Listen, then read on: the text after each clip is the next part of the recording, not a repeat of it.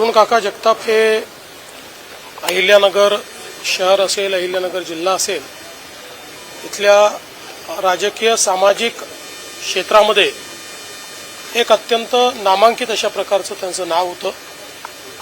अनेक वर्ष या जिल्ह्यामध्ये आणि या शहरामध्ये त्यांनी राजकीय सामाजिक दृष्ट्या नेतृत्व केलं, अनेक नेते देखील घडवले।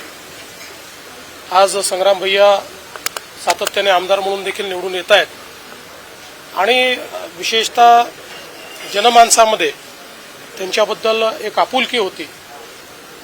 त्यांनी विधान परिषदेमध्ये देखील 2 वेळा नेतृत्व केलं होतं आणि अचानकपणे त्यांचं जे काही निधन झालं त्यामुळे निश्चितपणे एक सर्वांवरच दुःखाचा डोंगर त्या ठिकाणी कोसळलेला आहे।